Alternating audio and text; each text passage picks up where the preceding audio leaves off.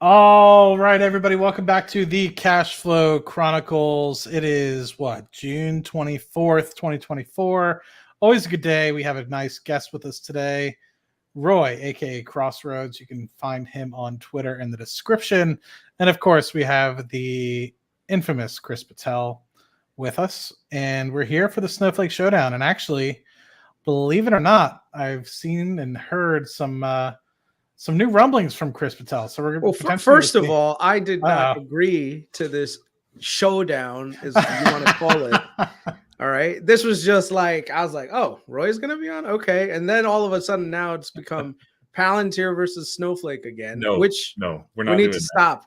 We're not doing that. We're not doing that. There's a little bit of overlap, but it's such the only useful comparison there is when you're talking about SaaS as a whole. Especially the B2C type of SaaS. That's fine. B2B. Thank you, not B2C. But outside of that, it's like there's very, very little overlap. So please, let's not talk about Palantir, which we love, and you love too as a company. We don't talk about that. We're here to talk about Snowflake. And I told Matt, by the way, like when he was like, "Hey, let's have a debate," and I'm like, "Okay, Chris knows a lot more about Snowflake than I do. I know some. I was looking at it as an investment case and ended up not liking what I was seeing and never pulled the trigger. But I was like, if it's an actual debate, you would mop the floor with me. So I'll give it a lot of tonight of, oh, that's interesting. I didn't know that. Or I'm not sure about that. So, but I'll contribute how I can. I'll just say that the title's clickbait. No. Let's not do that. Let's not clickbait. Let's not like. All right. It's unbecoming of us, man. Come on. It's true. That was of Chris and I, at least. So that was not the intent. The intent was not to bring in Palantir. The intent was to have a good discussion about Snowflake. I know Chris has been doing some due diligence in the background. He's also been a bull for several quarters, if not years, I guess, at this point. So anyway, anything else before we kick it off with a good old intro, Mr. Patel or Roy? No, go for it. All right, back after these messages. Greed is good. The stock is going to go up, down, sideways, or in fucking circles. It's all a fugazi. Sell it all.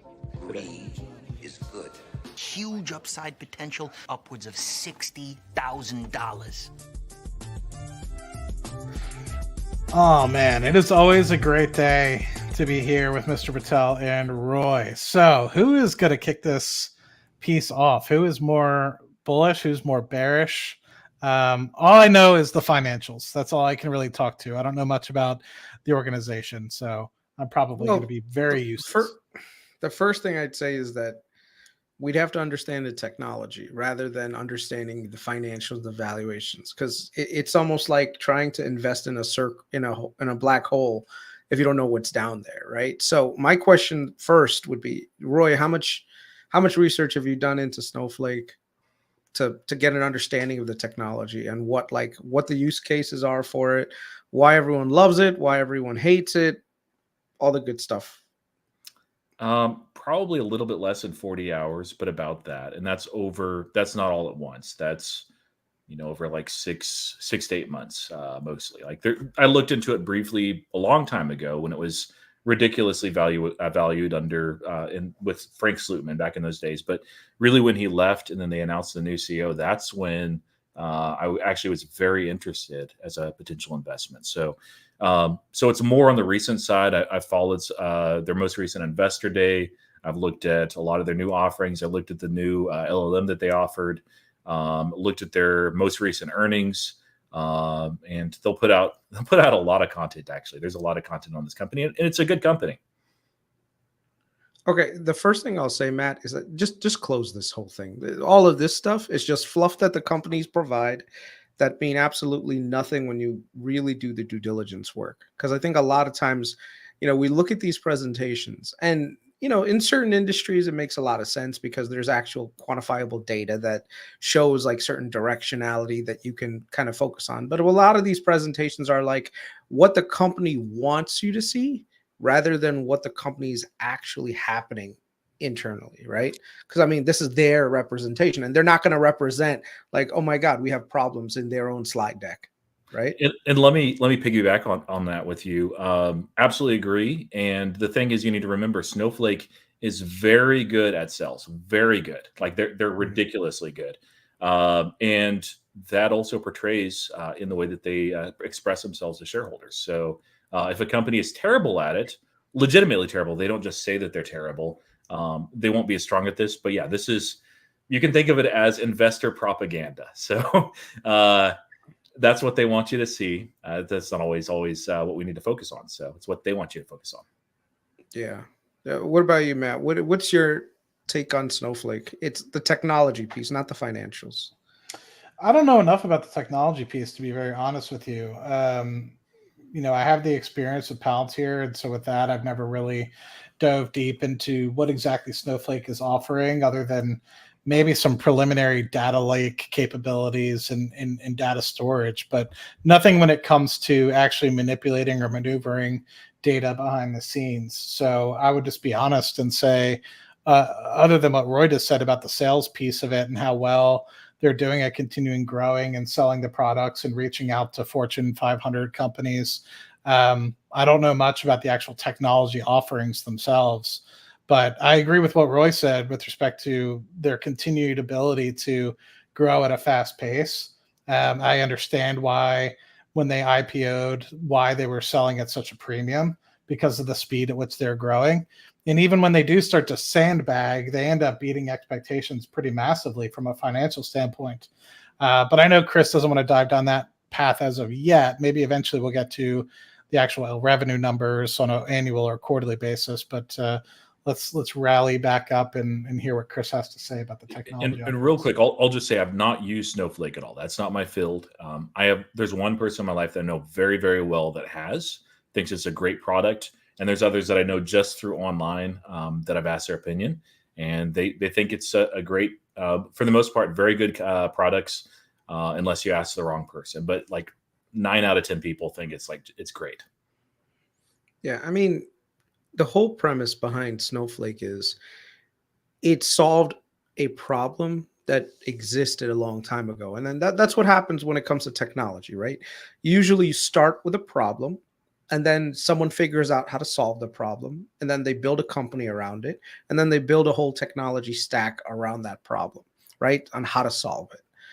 The biggest challenge for Snowflake back in the day, I mean, you usually had these old school data warehouses. So let's say you worked at an organization and you wanted to figure out what the best times were to like have employees and how to staff it properly. So you're not overstaffing during times when you didn't have a lot of work going on, and you understaffed when there was a lot of work, and that put pressure on people, right? So in order to understand all that stuff, you needed a lot of data. You need to gather data, and usually you needed to gather data that was historically significant enough to the point where you actually understood your data. And then based on that data, you figured out, okay, I can do this, I can do that. We can move people around. And the value creation portion of that could have been gigantic for your organization, right? So if you hire, let's say the workload requires only 5 people to be there and you have 10 people working, you're basically paying 5 people a salary to just do nothing, right?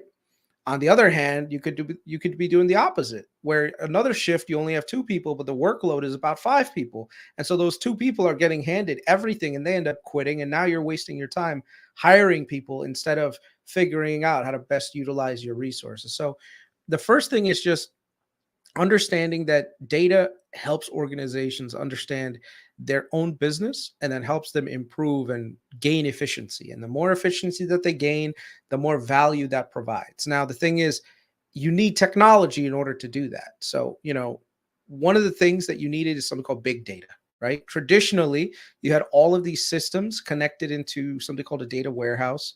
It was distributed, right? And it was very old school, where everything was on servers and everything else. And you had to gather all this data. You'd have to go to someone and they'd have to like give you all this stuff. You'd put it on a spreadsheet.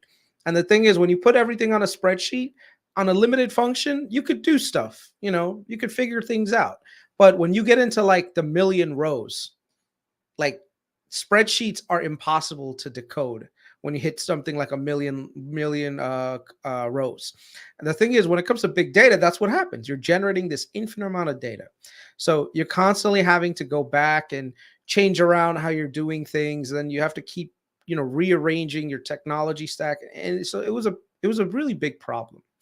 Snowflake kind of came in, their engineers were from Oracle, right? And basically they helped kind of solve two problems. Number one is they figured out how to make things very, very easy for people to basically take their data, store it on the cloud, and then as they needed, they would query the stuff and then get the output that they needed, right?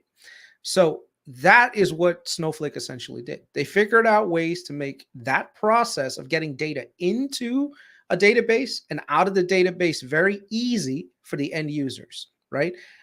This allowed them to grow. Now, the thing is, they also had a pretty cool model in something called consumption-based, which meant that as you would take your data and you would put it into the storage medium, number one, you didn't really have to do any of the infrastructure work. You didn't have to buy servers. You didn't have to do all this other stuff.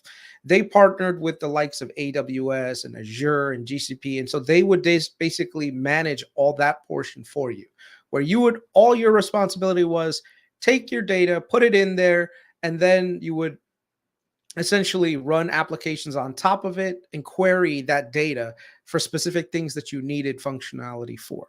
And they would charge you based on the consumption of that. You would, as you would query stuff, it would require consumption compute, and they would basically charge you. And it's a high margin business, right? So imagine right now, the scenario that I could best give is like a library, right? Snowflake has this library set up for you where you take all your data, all your books, let's say, and you throw them in the library, right? That person that manages everything, that librarian, is Snowflake. They organize everything. They put all the data for you. You don't have to worry about, what if you run out? What if the size of your library runs out? No, they'll make another room if you need to. All that stuff is done by Snowflake. So it made things very easy for people. That's why people really loved it, right? And it was also very fast. So one of the things that they have is a proprietary SQL engine. The basically, when I say Snowflake, what I technically should be saying is SQL. So a lot of their stuff, the proprietary, that's SQL. So that makes life very easy for people who work with SQL. So now you get a little bit more on the mature side of things. And, everyone loves it. These guys have built an entire business around it, and there's multiple companies that build businesses around this. So right now for our purposes, we have Snowflake and we have Databricks. There's other companies, but I'm only going to talk about those two because I think those are the two most relevant right now. Very relevant. It's by the way, if you love nerd drama, like follow the employees of these two. It's hilarious. But, yeah. Sorry. Yeah. So then you have on the other side, you've got Databricks. Databricks does something similar, not exactly how Snowflake does it, but they do it via Spark. The thing is, though, Spark is built really for AI and ML engineers, right? All the data, you can manipulate it however you need to. You can do a lot of crazy things with Spark that you traditionally can't do as much with Snowflake. So the clienteles for both are somewhat kind of together, but they're also a little bit apart in that at the end of the day, they're both kind of like competing for the same customers. Now, that's where the rivalry comes in, where even though both of them originally had different kind of formats that they were working on, each one now it's kind of gravitating towards a singular format. And this is something called Apache Iceberg. Apache Iceberg is a new table format. Well, not new, but it's a table format that was basically fixed up, and now everyone is kind of using Apache Iceberg. Have you guys heard of Apache Iceberg? Yeah. And, go ahead, and I know what's coming with Databricks. No, go ahead. Speak about it then. So this was recent, I believe, like within the last week, or I recognized it last week. So if it happened before, I'm just behind because Snowflake was on the list of things to check in about once a week or so, and I had a busy week before that. But yeah, in essence, this was one of two main formats that are used by Databricks, and Snowflake for their data lakes. So let me correct you. Let me correct you first. Sure. Databricks uses something called Delta. All right. So they have something called the Delta Lake. Delta right? Lake, yeah. So they did not use that at all. Okay. Snowflake didn't. Not Snowflake. Databricks didn't use Apache Iceberg. Mm-hmm. Snowflake was the one that said we will support Apache Iceberg. Even Apache Iceberg, whenever you hear Apache, Apache's like a open source software foundation. So one of the things is like a lot of people, when they have these new softwares, they can, they put it in there and basically it's free for everyone to use. The code is open source, so anyone can build on top of it, right? But the thing is, the adoption portion of it, it's one of those things where each company has to decide if they want to adopt it or not. The thing is, the technology for Apache Iceberg is actually kind of superior to what these guys had as a proprietary. Well, not so much Delta Lake, but what Snowflake has from a cost perspective. It actually made more sense to go towards Apache Iceberg. So all of Snowflake customers were coming to Snowflake and saying, "Hey, listen, we kind of want Apache Iceberg because Apache Iceberg enables us to not have to dump everything into Snowflake and then keep querying stuff, copying it, making these ETL pipelines and stuff. We could literally just skip a lot of these steps and also save a lot of money by not having to do this." So imagine your customer comes to you and says, "We don't want to pay you as much." So Snowflake was trying to, of course, hold this off somehow. And at the same time, Databricks is kind of just saying, "Hey, listen, why are you guys in Snowflake and paying these guys all this money? There's a better technology out there," and basically goading, people to leave the Snowflake ecosystem, right? And that's where kind of like the problems really start. Where right now, the way that Databricks makes their money is not the same exact way that Snowflake does. So Databricks knows what to say to basically kick Snowflake in the nuts.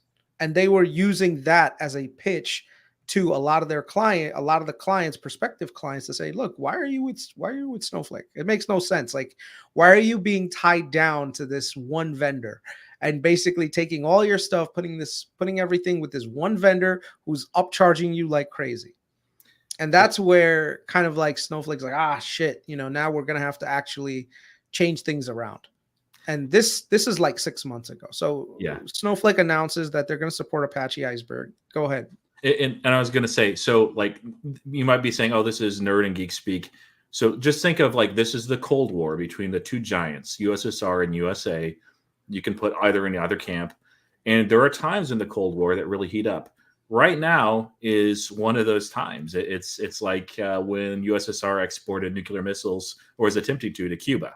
That's the moment that happened. If it wasn't last week, it was 2 weeks. It was very, very recently. So with Databricks, so you have these two major formats that are industry leading. Not everybody uses them. Thank you for correcting me on that, Chris. But Iceberg was then acquired. They acquired the full company, Tabular, I think.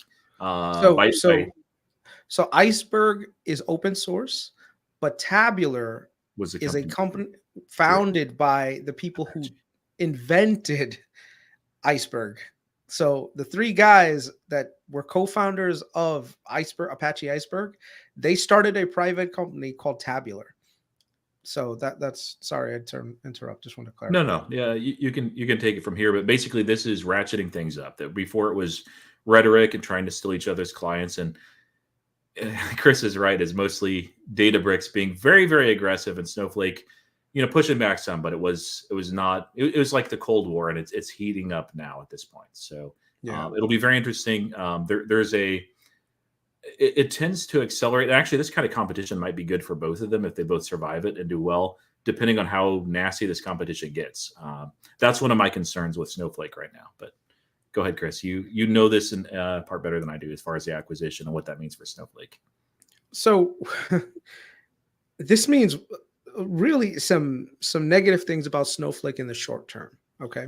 They hired this new CEO who basically is working to get products out the door, because the thing is, you need product differentiation to create yourself with this moat. You know, what moat Snowflake had before just got tossed out the door, right? So yes, right now they still have a huge amount of customers that are on Snowflake's platform, right? And actually use Snowflake as both a storage medium and as a compute medium. The problem here is that with Apache Iceberg, you decouple that. Now you can keep all your stuff in Amazon S3 storage. You don't have to put it into Snowflake. So there's no entry fee, exit fee that Snowflake used to charge. There's something called the Snowflake charge, the tax that people used to have to pay. There's no more Snowflake tax anymore. I mean, it's still there, but it's just over time, all these companies are going to be moving their data off, because it's like, why am I going to pay Snowflake to manage my data for me when I could just keep it in S3 and it's the same shit, right? Now, Snowflake is still going to make money on the compute, because if you want to use their proprietary engine to do all the computations and queries and all that stuff, you're still going to need to use Snowflake. But you have a list of other engines that you can use, one of them being Databricks, right? So the problem is now you went from having this monopoly, which is you locked all these people into your ecosystem, to no longer having that.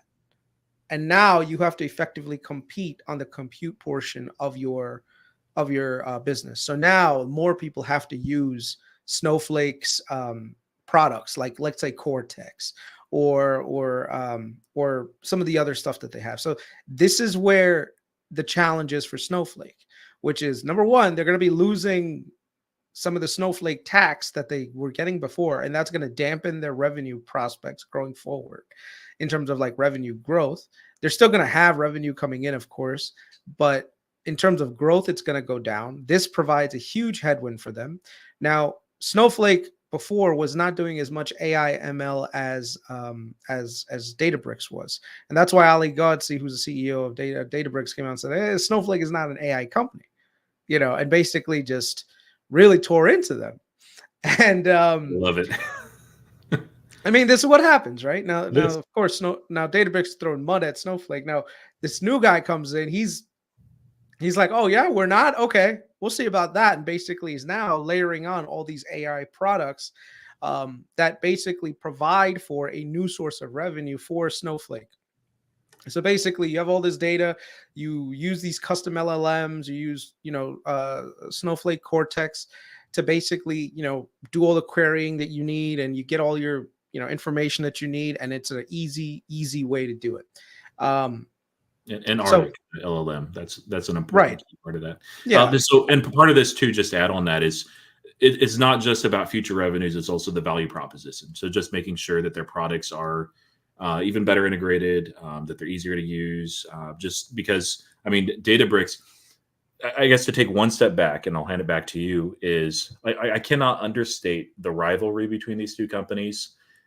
These are like companies that you hear about like back in the early 1900s, where you had some of those big rivalries between major corporations and figureheads that would like send people to like go burn somebody's, something, or disrupt this, or you get somebody's client drunk and get them to sign with, that sort of thing, where your goal was to destroy the other person. I don't know that they're quite that far, but they're close. And so having, it would be one thing if what happened with Tabular was, just Google or Microsoft gobbling up companies like they do. No, this is not, this is an antagonist coming in and invading their turf. So back to you. Yeah. So now Snowflake is kind of on the back foot. Now, the thing is, Snowflake, they had their summit in the first half of June, and then right after that was Databricks, and a lot of the stuff that came around during Snowflake Summit, Databricks countered right after that, and basically there's huge drama between the two, and the problem is, this is a war of attrition. Now, the benefit for Databricks is that they're not a public company. So they can fuck around and do whatever they want. And basically it's not going to impact them by any means, because they're not public. You don't have to keep opening up your kimono. Now, Snowflake is on the other end of that, where they are a public company. So they have to basically, every time they fight and every time like growth slows down, their stock tanks. And if their stock tanks, now their employees are going to get burned by that.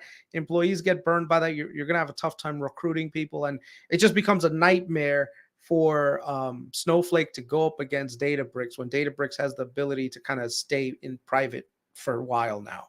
Now, the valuation on Databricks is kind of like up there too. It's like about 45, 50 billion right now. Based on its last round is probably more than that. Snowflake is right now teetering at 40 billion.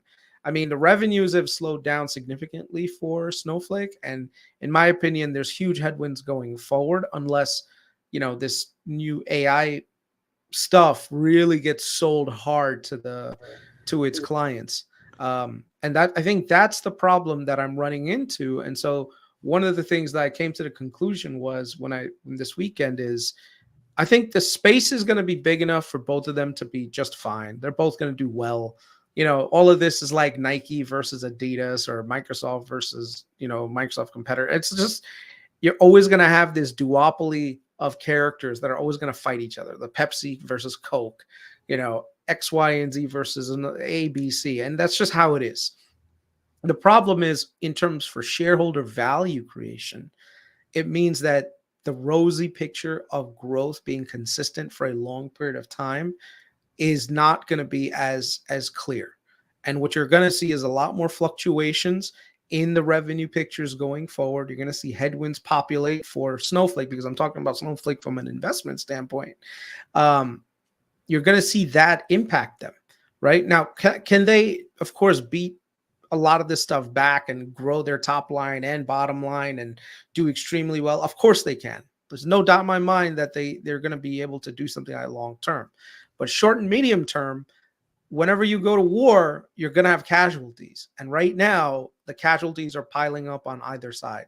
So Arctic was a shot across the bow for, not Arctic, sorry. Apache Iceberg was a shot across the bow for Snowflake, which Snowflake thought they were kind of like in the clear, and that, and that, what do you call it? Databricks, they didn't really give a crap about Apache Iceberg as much, but then they just came and said, hey, listen, we're acquiring these guys for cool million.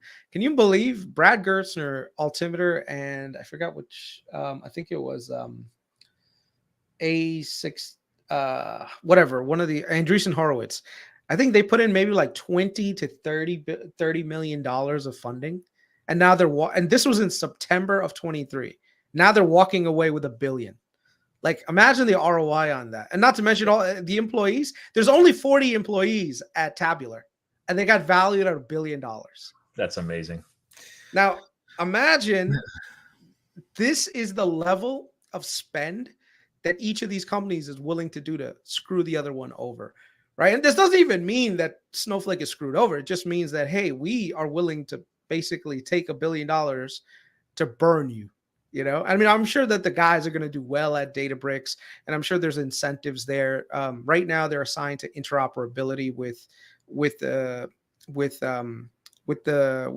their own data lake products. But it's just very interesting to see all of this happen. And the problem is, whenever this competition comes, you never really know who's going to come out on top, which makes uncertainty something that you have to factor into your calculations. And that's the reason why I think Snowflake is on the back foot now.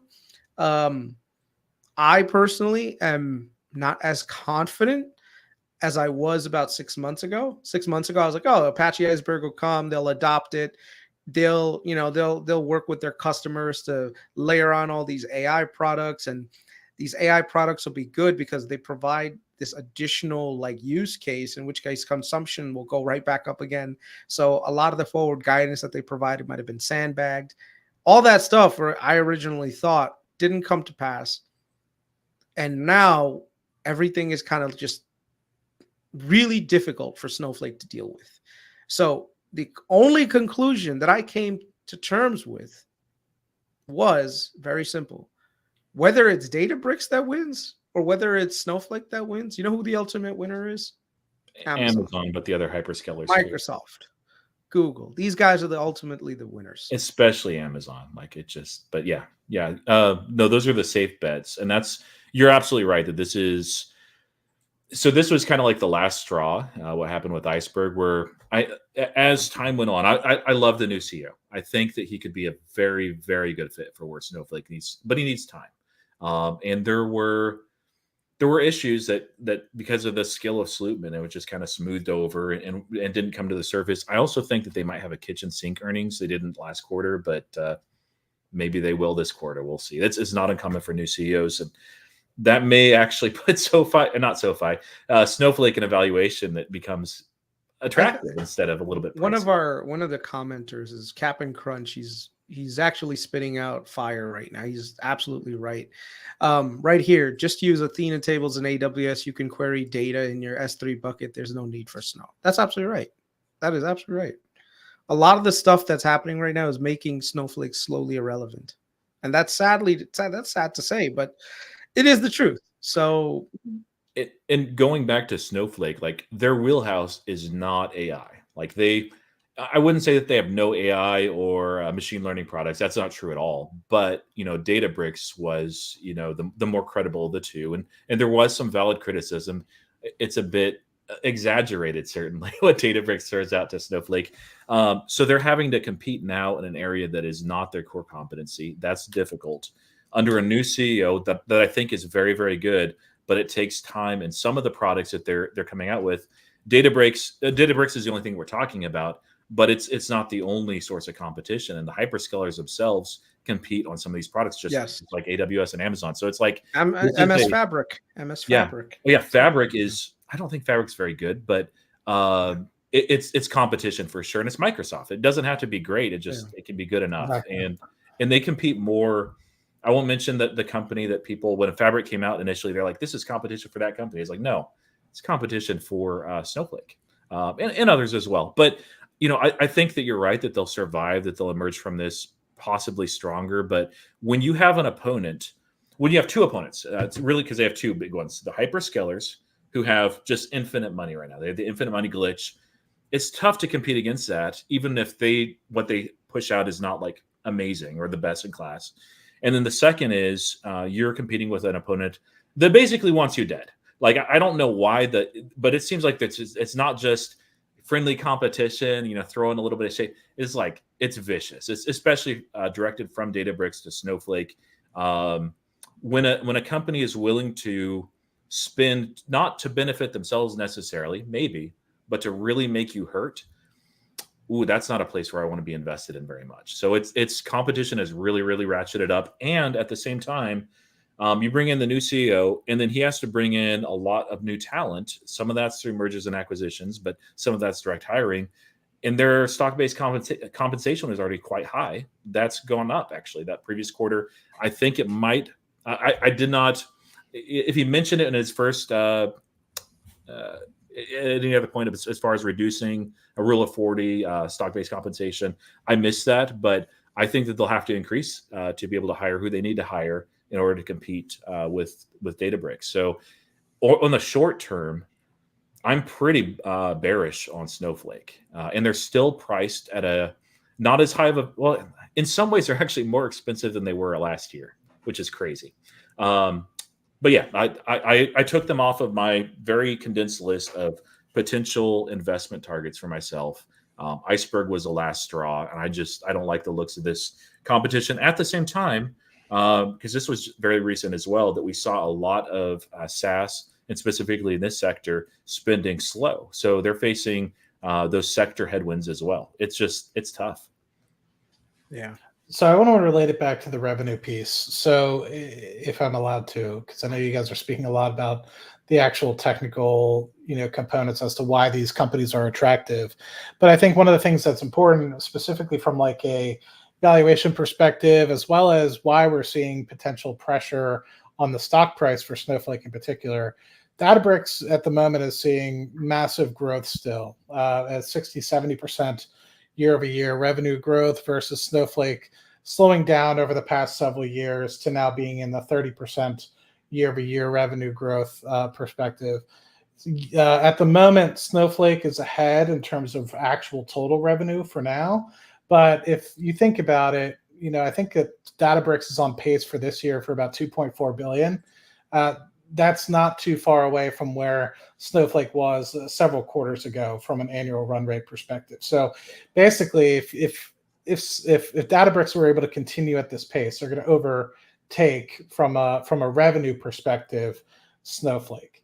Now, I guess my question is one, why? Two, do you think that that's the reason why wholly or partly the stock price is falling? But going back to the first part of that question, being why, I think you guys hit it a lot, but I maybe want to make it a little bit more succinct because you guys went into a good 20 to 25 minutes of background and what each company is doing to kind of one up the other. But specifically, I want to pin down, because you guys are more knowledgeable about this than I am. Is it strictly because Snowflake is slightly on the back foot with respect to their AI or machine learning offerings as to why they're slowing down comparatively to, say, Databricks, that has maybe a little bit more time for folks to soak and actually adjust and actually implement some of that AI piece of their offerings, and actually has a leg up from a revenue growth perspective? Or do you think that there's just a fundamental difference as to what the companies are truly offering and why their revenues would be massively different, considering they're both in the $2 to $3 billion revenue range, right? It's not like one's at 40 billion in revenue, one's at $2 billion in revenue. So you have the rule of big numbers kind of playing in. They're both relatively small and in very growing markets, and they're both trying to attain more market share in a very aggressively growing total addressable market. So I guess I just want to hear your guys' thoughts as to why one's growing at 60 to 70. Why is one growing at 30 to 40? Go ahead, Chris. I don't know Databricks very well at all, so I've got some ideas. One is selling tools, the other one is selling consumption. That's it. You know, consumption can be turned down. Tools are tools, right? So imagine right now you have two models. You have a wrench. You got two guys selling wrenches, but one is selling the wrench to you, and the other, well, technically selling the wrench to you, and the other guy is selling time on the wrench. Snowflake is selling time on the wrench. That's it. So, you know, like if you look at Databricks, that's the thing. I'm looking at their business model right now just to keep it here. And basically what they do is Databricks offers a pay-as-you-go model for its premium subscribers, allowing them to access the platform's advanced features on an as-needed basis. The approach is particularly appealing to businesses that need to process large amounts of data but don't want to invest in expensive hardware and software. So it's very similar to, I guess, what Snowflake is doing as well. But I'll have to dig into it more. I have to look into like the exact revenue model. The tools that are growing at Snowflake, at least from their last presentation, they have a slide here that basically says, in terms of total marketplace listings, which are obviously the applications. Sorry. Let me rephrase. Databricks has primary revenue streams is hourly access to advanced resources. Users can pay access to platform on an hourly basis. The second revenue stream is its premium subscription model. So one is subscription, the other one is consumption. Okay. That's it. Very good. Yeah, I was going to say, I think both are partly consumption based. But I guess my question is from a listings perspective, in terms of what you can actually access, the tools, you might want to call them, Chris, year over year, Snowflake grew them by about 35%. Do you think that Databricks is just offering way more tools, more sophisticated tools, more focused tools, and that's why people are maybe leaning more towards, say, a Databricks versus a Snowflake?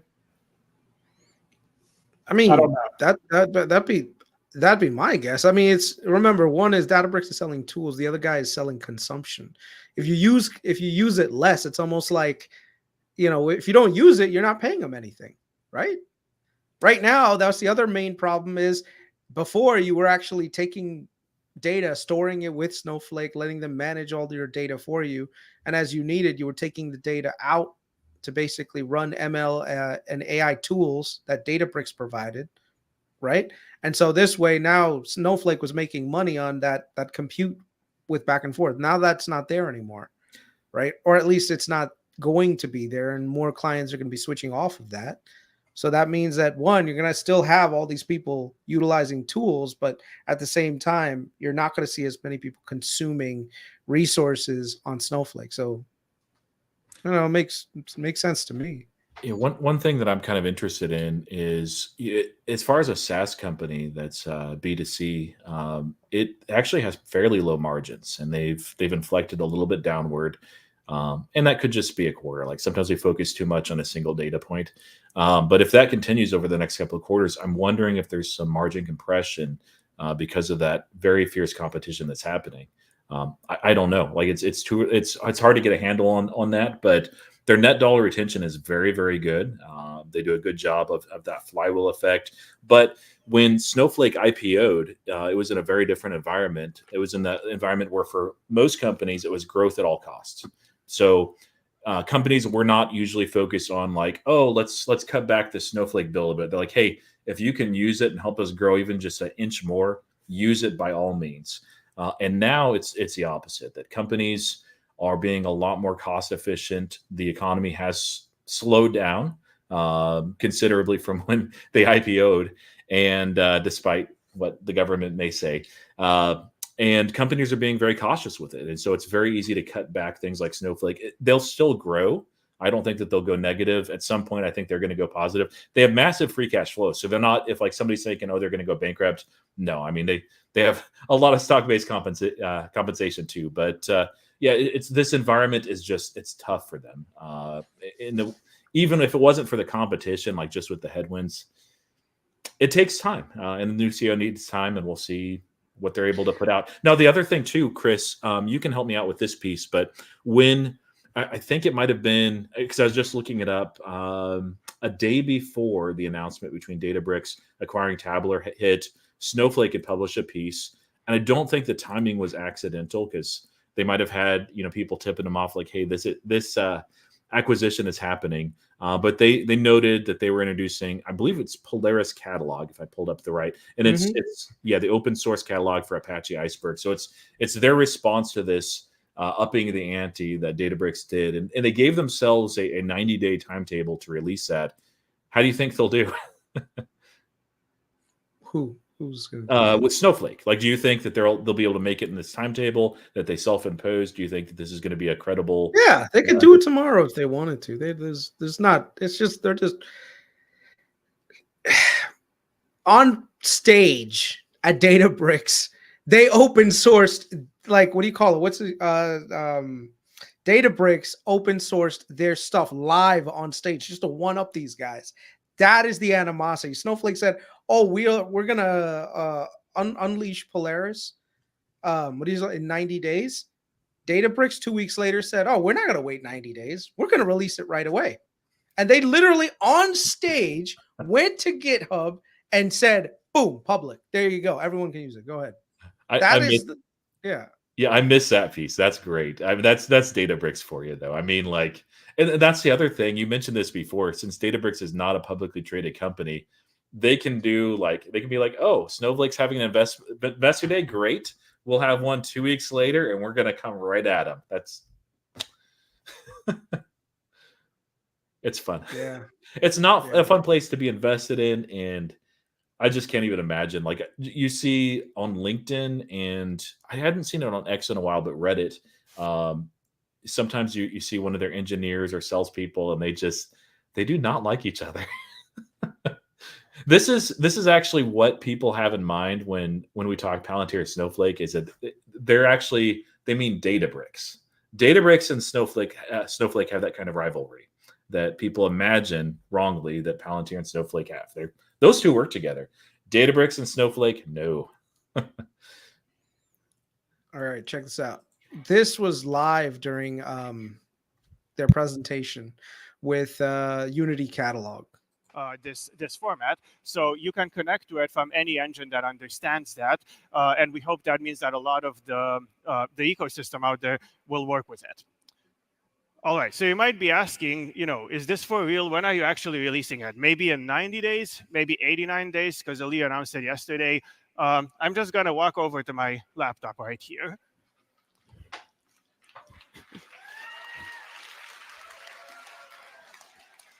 Yeah, so this is Unity Catalog on GitHub. Looks solid to me. People are working hard on it. So just gonna go into the settings here, scroll down to the danger zone and make this thing public. Yep, I want to make it public. I understand. Make it public.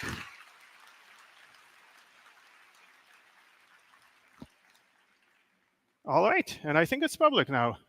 So I'm telling you, this is the level of one-uppiness that each of these guys are doing right now. So it's bad. That's great. I missed that. That is, and you saw the 90 days. Like they know what they're doing.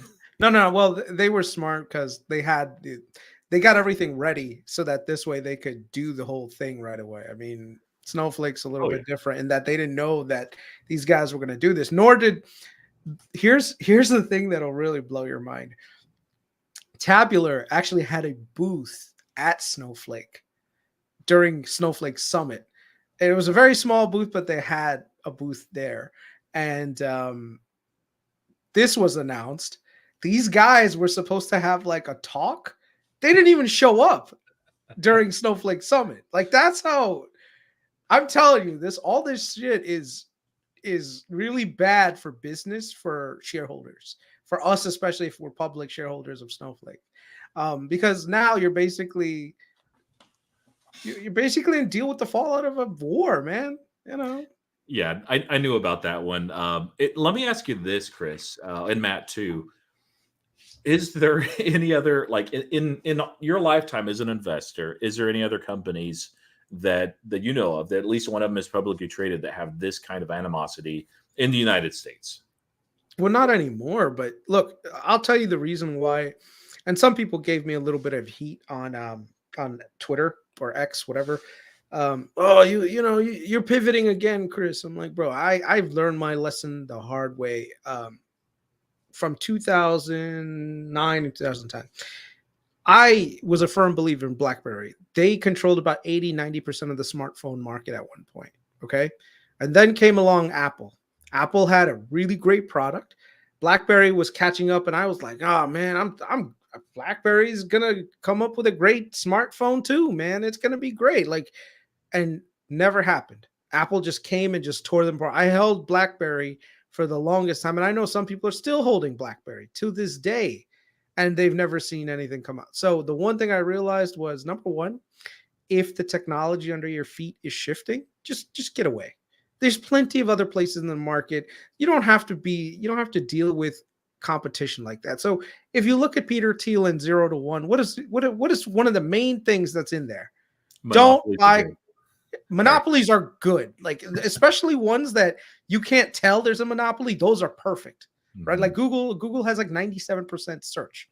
Yeah. Yes, there are other competitors out there, but they're the guys that dominate everything. So don't invest in companies and businesses where all the profits get competed away. And that's what we're dealing with when it comes to Snowflake and possibly even Databricks. So I'm avoiding the sector. I mean, that specific thing for now.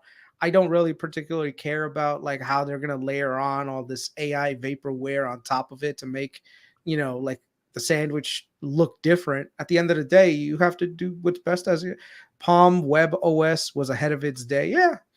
If the technology underlying, and this is how, when you're investing in tech, this is the biggest problem, that you can be disrupted at any time, right? It's very hard not to be disrupted for a long period of time. But do you think disruption is the right term, Chris? Because there's enough growing market share for both, right? I mean, I was just doing some research. I mean, they're both at about 10 and 16 or, whatever respective market share with respect to what they're basically doing. But the TAM is growing at such a massive pace that it's not like Snowflake is going away tomorrow. No, it's definitely not going away tomorrow. Exactly. But the problem is the TAM, even if it's getting bigger and bigger, essentially you're competing away all the profits, because all these competitors you're going to be fighting each other for it, until you get like the dominant platform status where you basically are so ahead of everyone else that these newcomers can't come around. Technology rarely has a moat that can't be penetrated unless you get to that scale like freaking Microsoft, where you've got Office and you've got Windows and stuff like that. And like, I would say in this realm where you're basically competing against, competing for enterprise clients, dude, everyone is going to try to look for the best deal. And technology is one of those things where if there's no way to lock a person into your technology, dude, they can switch. And yeah, I'm sure some of the switching costs are going to be high, but with Apache Iceberg, switching costs are lower. It's scary. The other thing too is the competition is not just startups and small guys. It'll take a bit. Like my understanding, and I may be flawed on this, so correct me if I'm wrong, but it seems like that's the direction of Snowflake is where some, maybe all of the hyperscalers will be heading. So you do not want competition from them because good enough is many times just good enough. It's already integrated. So yeah, it's a tough time. So some people are asking, Chris, are you still in Snowflake? I still have Snowflake, but I'm trying to reduce my options exposure and instead just do stock. I think I'm still a believer that Snowflake can still come out ahead a little bit, but my time horizon is no longer like, oh yeah, in a couple of, within like the next 6 months, you'll see the stock price get back to where it was, back into the 200s plus again. Like, no, there's some serious challenges that are going to, it could very well, because this is how the market is sometimes, right? But in terms of like risk to reward, I don't see as much reward being in Snowflake that I do with other parts of the market right now, especially with this competition. So you were originally thinking that with the recent downtrend of Snowflake, that eventually would get back to its rich valuations. Now, in a rather short amount of time. Now, what I'm hearing you say is it's no longer warranting those rich valuations because competition is coming. So not only do you have that, but also you have the competition. So it's going to slow future revenue growth. So you're almost getting a double hit. And so instead of a quick return back to say what you would have viewed, kind of pre, I guess 2024 as a normal, what you're now saying is you think it's going to take a lot more time to be able to now grow with the total addressable market rather than get to its previous glory days of its previous valuation. Is that what I'm hearing? Yeah. And at the same time, I have to say, I thought the AI and ML portions of what Snowflake was doing would help the revenue picture recover their consumption growth. And that very well could happen, by the way. Okay. Because a lot of the things I'm hearing about, I'm talking about Snowflake Cortex. I think a lot of people, it's really growing. Like, let's just say I'm trying to gather information, and all the information I'm seeing is people actually do like it and they're actually going to use it. And so if that revenue ends up coming into Snowflake, right, at least in the short and medium term, it might end up shooting the stock back up, because it's like, oh, you know what? We were projecting 20% growth. We're actually doing 35% this year because all this additional revenue that's coming in from Arctic and AI and all the stuff around that. Because right now, all the estimates that Snowflake put out for this year, they don't include any AI consumption information in there. Revenue in there. So a lot of people are asking, what's your 1 year price target, bro? I have no clue. I don't know which clients are going to say, hey, Snowflake, I want to move my stuff off and just keep my shit in S3. I don't know. I don't know how many clients. Like, any assumption that could be made today is just like literally you're throwing a dart at a dartboard. And so there's really no certainty. When it comes down to technology businesses, this is how it works. If Snowflake does not come around with some really compelling products, I don't know. So there is no price target. So one of the things that I was thinking about, Chris, personally, because I'm not out of the game when it comes to potentially looking at Snowflake as a potential smaller position in my portfolio, nothing large. But my thought process was really give it a quarter or two. Like you said, Roy, a lot of times when these new CEOs come in, there's a quarter of let's just keep it calm, maybe a second quarter, let's keep it calm. But eventually they want to get their agenda out. And that agenda generally comes with a reset of expectations, generally lower, so they can kind of, get the market a little bit, I guess on the edge of their seats, and then also set themselves up for, hey, this is where I'm going to take things rather than maybe my predecessor, because that might involve a pivot, etc. So I guess my question is, Chris, is when you're looking at this as a shareholder or as an option holder, I mean, is the next 2 quarters critical for you, or do you think that it's really going to take a lot longer for you to truly see this pan out? Let me ask a different way. If we continue to see 30 to 40% revenue growth at Snowflake, or even maybe a slight acceleration or slight deceleration, maybe into the high 20s, does that mean you're just going to throw it all away, or does that mean you're going to completely change your thesis on how you think it potentially might grow into the future? I'm just trying to understand.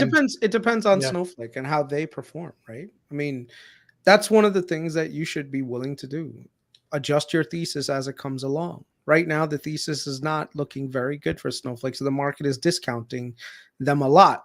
Now, can there be a technical bounce higher? Yeah, absolutely. It's oversold. RSI is below, I think, 30 right now. Historically, it's at its I think it's almost at its all-time low since its IPO. Can there be people buying the dip on this thing? Yeah, absolutely. But in terms of fundamentals, I don't see as much potential as I saw 6 months ago. And so I think the risk to reward in the fundamentals is much higher. So I'd say right now, if you look at it from the technical side, remember there's two parts to buying a stock. There's the technicals and then there's the fundamentals, right? So if you have a company that's technically sold off, but fundamentals are good, that means that you're getting a good deal, right? That you can use it to bounce back a little bit. If the fundamentals are off and the technicals are good, that's usually not something that works out. Now, on the other hand, if the technicals are on your side and the fundamentals are good, that's when you should really be buying. So it's such a weird dynamic that you're in right now, where you're basically having to run a risk to reward scenario in your brain and figure out, okay, what's going to happen. And the thing is, I'm not in the mood to gamble anymore. Like, if I don't know it's going to be somewhat of a sure thing, I kind of stick away from it. If I don't need it to be 100% predictable, whether it's going to be a success or not, I just need it to be not out of my risk tolerance. And right now, I feel like Snowflake risk tolerance is higher. It is technically a little bit lower because the stock price is much lower too, right? If this was like $200 right now and this is all happening, I'd probably get the hell out of Snowflake faster than you guys could even start the pod, Let me ask you, at 125, it's not that bad. Yeah. Let me ask you. So I understand why you're exiting the options, or looking for an exit rather. Why not, since your conviction level is a lot lower in Snowflake and the thesis is not where it was before, why not just look for an exit for all of it and invest like more in Amazon or Microsoft or one of the hyperscalers or Oracle? The growth rate is not really there for these guys. I mean, those are the safe bets, but they're not like going to grow significantly. So remember, if your objective is, I just want to perform the market, by all means, just buy those. Do you want to just perform the market, or do you actually want to make exceptional returns? How does that fit into your portfolio? Do you think that Microsoft is going to become a $6 trillion company next year? No, I don't like Microsoft here. I do like Amazon a lot, and Oracle's interesting. Right. But let me ask a question though, Chris. I mean, two questions actually. I mean, if the price gets down enough, or say the fundamentals do actually show up, you don't anticipate that it would outpace the market, over the course of the next 5 to 10 years, growing total addressable market. It's growing at a 20. That's why I'm not selling. That's why I'm not selling at the moment. Got it. Yeah. Right? So it may be the verbiage that you were kind of using, was kind of making me think like, okay, well, maybe it's better to just think about potentially putting capital into the SPY or something like that, or AWS. But no, I see what you're saying. Second, do you think you'd be as hesitant right now if Salutman were still around? I think this is a technology problem. I don't think it's a CEO issue. The new guy is really good. Frank Slootman was really good. Both of these guys knew what they were doing. Look, the problem here isn't leadership. The problem is technology. And you need to develop. Your moat just got destroyed somewhat. So you need to rebuild that moat, and you need to put some alligators in that moat. How Snowflake goes about it, I don't know. But this is a problem. Well, Was the mode ever there though? I mean, from an Yes. AI perspective, was the mode AI ever was really no AI wasn't an issue 5 years ago. When Snowflake IPO'd, it wasn't an issue. No one gave a shit about AI like we do right now, right? That's one of the reasons not right why. now, but I still think Yeah. that everyone 4 years ago would have said AI eventually is coming, right? I don't No, think that. no. If that were the case, why didn't you buy NVIDIA? Come on. AI is not a brand new term, Chris. No, AI may not be a brand new term, but no one gave it this giant premium that they do today, right? Okay, Otherwise, fair. everyone would have just been like, "Oh, yeah, I just need to buy AI stocks," you know? A lot of times companies get in the mode of they think that there's just going to be incremental progression with technology, but that's not the way technology works. Is that there's a huge leap forward and then just, kind of slow, not plateauing, but maybe just a gradual incline, then another huge leap forward as there's a breakthrough. And that's what we had with that Chat GPT moment, with large language models really being deployed and people seeing is that breakthrough. And so now AI is all the rage, and Snowflake, this is not, it's not why Snowflake was created. It was not for AI. They have some components of that, but that's not a strength. Right.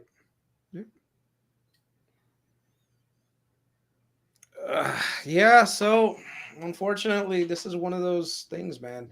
It sucks because I spent my entire weekend really just deep diving into this to say, you know what is the angle here? And I very well could be wrong, by the way. All right.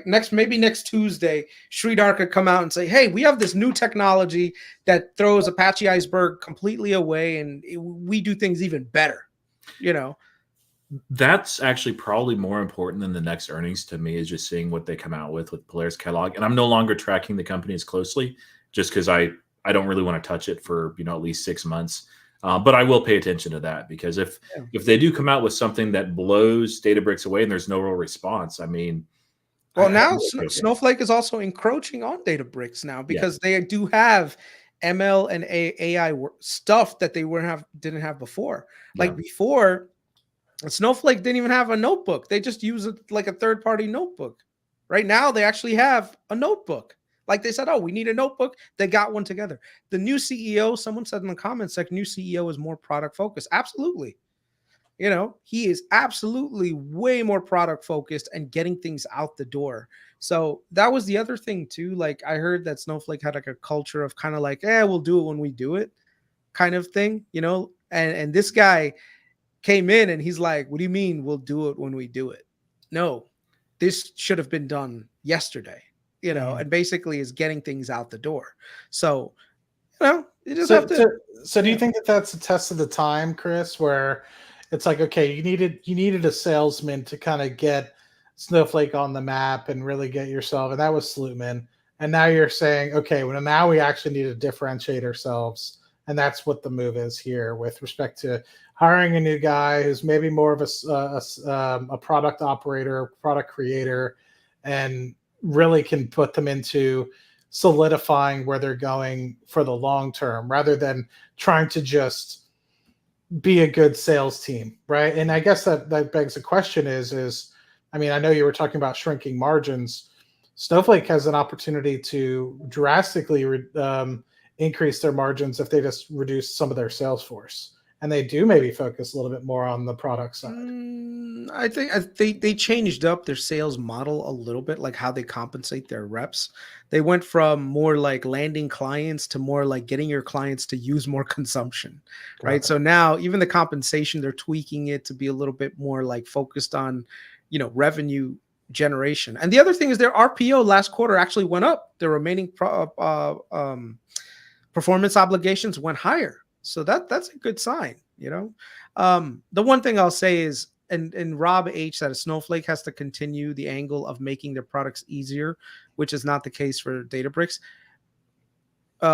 When it comes down to it, Snowflake is very easy to use. And that's actually one of the things I really like about them, is that they try to keep things as simple as possible.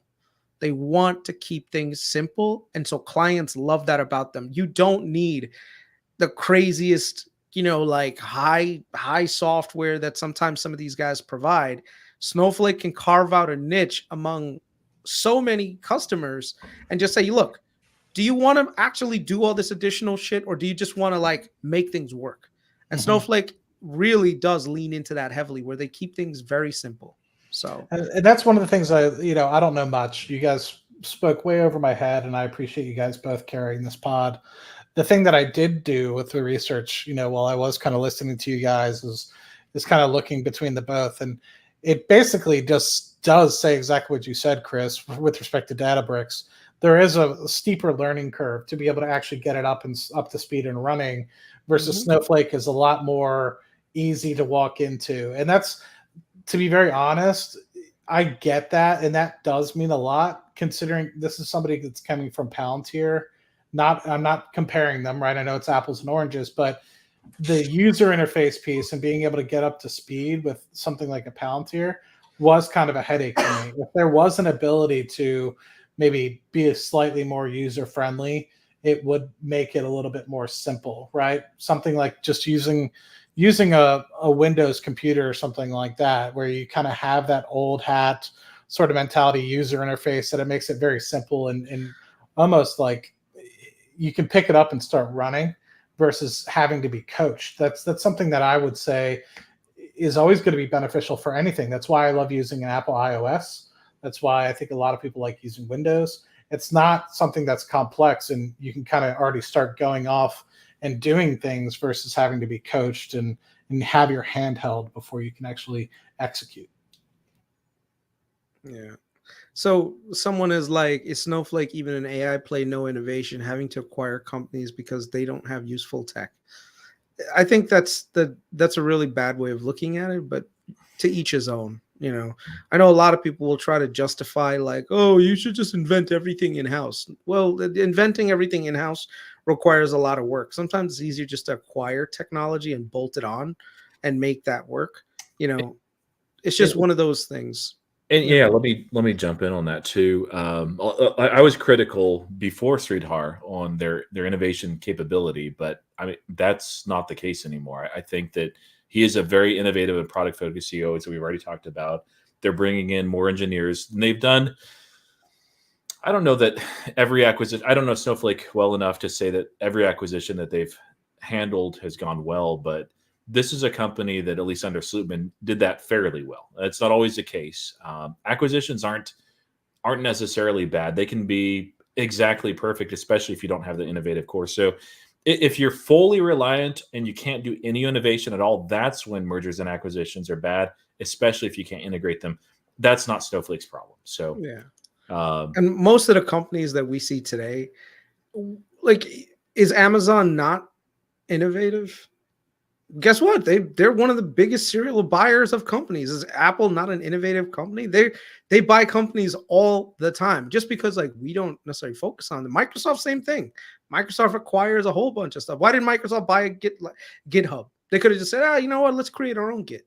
No, it's just sometimes it's easier to just buy something out, bolt it on, and make it work. Why did Microsoft partner with OpenAI instead of just doing their own LLM?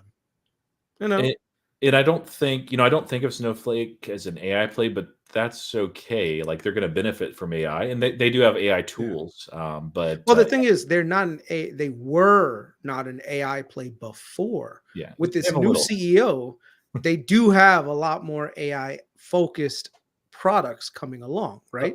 I'll agree to that. Yeah. So that's one of those things that, yes, maybe in the past you weren't 100% leaning into that, but with the new CEO, the directions kind of changed. Snowflake is trying to be an AI company. It's not there yet. Yeah, I know. And this is one too. I know a lot of people, including myself, were kind of critical when Arctic was the announcement and the focus of Snowflake. I'm like, you guys are going after a commodity, and I don't think that's what they're doing at all. Cortex is very good. We'll see how Polaris catalog is, but what they're rolling out has a lot more AI actually in it. It seems like it's good. Again, I've never used Snowflake. I've talked to people that have, and I've seen what they're pushing out as well. They're getting better there. So, but even with Arctic, so it's LLM. I think it's very commoditized. A company like Snowflake can still benefit heavily from a commodity. Like they don't have to make insane revenue off of every single product that they push at. They want to get their clients to be using as many Snowflake tools as possible, using their system and really generating that oh man, the term flew out of my mind, but being able to build those hours that they're using. So, and Arctic helps with that. So it's not, if that was their only thing that they pushed out, it would be really terrible and damaging, but I think that they'll be fine. This is a really, really rough time in the space. And it's a just ridiculously difficult time because of the competition. And then the value on top of that, the valuation is still pricing in a good amount of growth. Like if this was trading at like $40, I'd be very bullish on Snowflake, buying a lot of shares, not options, because we don't know when, they'll be able to turn that corner. But they're not there. I think one of the things that does make me at least slightly optimistic about Snowflake's future is the fact that they have been able to integrate very well. And you see that by, the CEO obviously was a previous employee of Google, and they've been, involved in the company for quite some time. And they've been able to implement several other products and teams and companies over the past several years, and have continued to expand rather rapidly. I think that that's a big piece that a lot of companies fumble. And I think that's one thing that Snowflake has done extremely well. And it makes me optimistic about the future. Not only that, because they have the ability to integrate, but now that they do actually have cash to be able to do it. And they actually have free cash on a non-adjusted on an adjusted basis, of course, if you kind of remove the share-based compensation piece. But when you're talking about actual cash flow into the company, they have that ability to go out and actually purchase companies. They're not talking about tens of billions of dollars at the moment, but enough where you could buy $1 billion company here, $2 billion company there, and absorb it over the course of a year or two and have that integration. So like you kind of stated, Roy, I mean, if there wasn't a functionality of something that were to kind of be coming up and rather new, but they're seeing it grow at, say, a couple 100% per annum sort of pace, or even like a 40-50% per annum pace, they could bolt that on and integrate it well, just like they have for several of the other recent acquisitions. And I think that might be a play that Snowflake honestly, makes it more in the long term like a Salesforce, but maybe more of like a modern sort of day, if that makes sense, with respect to what they're doing, because they do have that skill. And now if they're able to keep that skill, now that Slootman's kind of gone, that's a different story. I don't necessarily know what was the key integrator piece, but Slootman is not gone, by the way. He's the chairman there. He's just giving operational control. So many people keep saying Slootman is gone. What does gone mean? He's still involved with the company. He's the chairman of their board. I mean, he's not there day to day, though. Yeah, but that's beside the point. I mean, you have someone who was a sales guy, right? If the direction of the company is going from super sales to a lot more product focused, you kind of want to go that way, right? Where you want to have the guy who's in charge, but that doesn't mean Slootman is gone. In terms of operational decisions, Slootman is still the guy that's going to be able to make a lot of big operational decisions. fair. Being a chairman of the board gives you a lot of control over the direction of a company, more so than the CEO, believe it or not. So.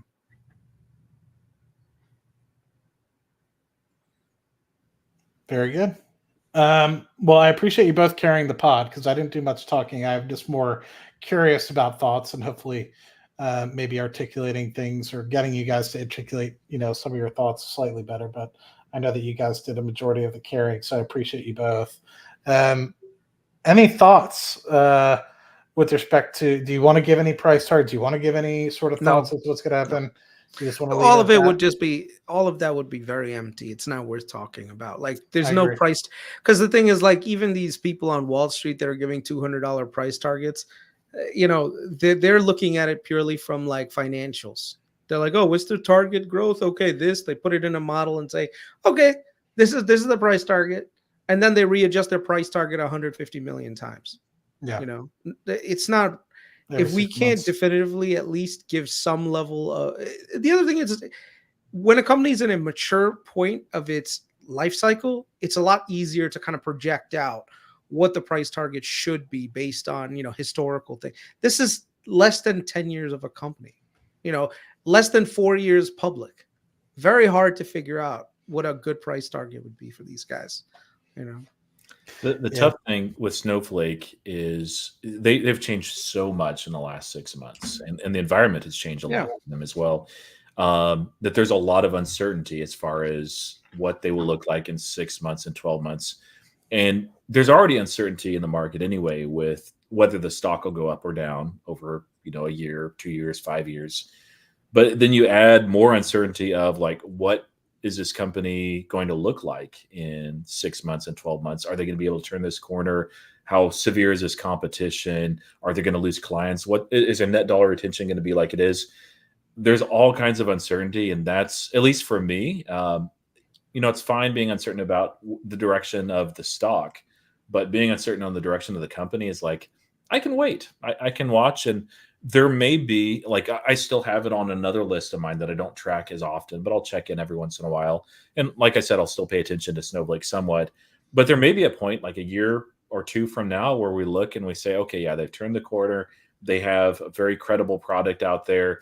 Net dollar retention is still very good. Spend is good. Revenue is good.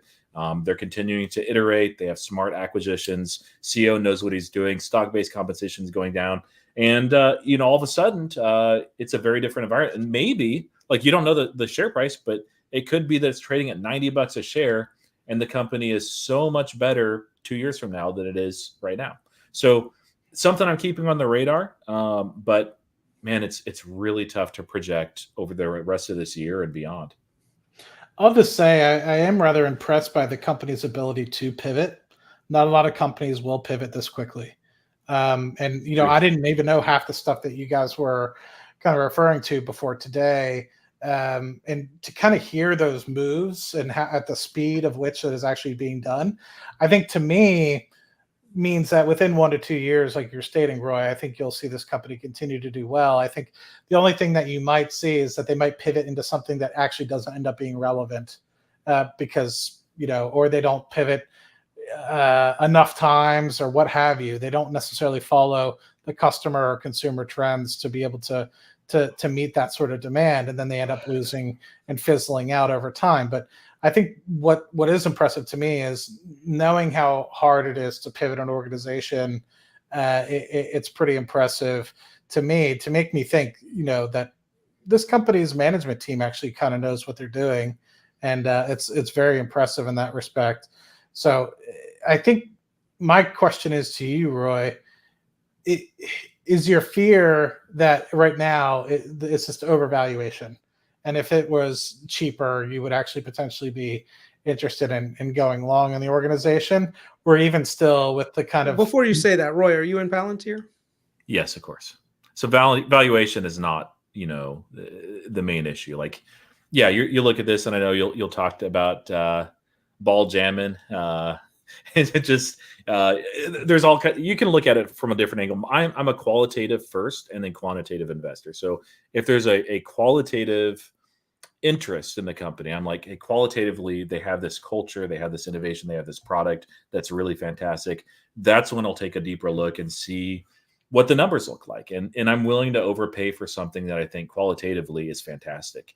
Snowflake, I think, is good. Like, as a product is good from what I understand.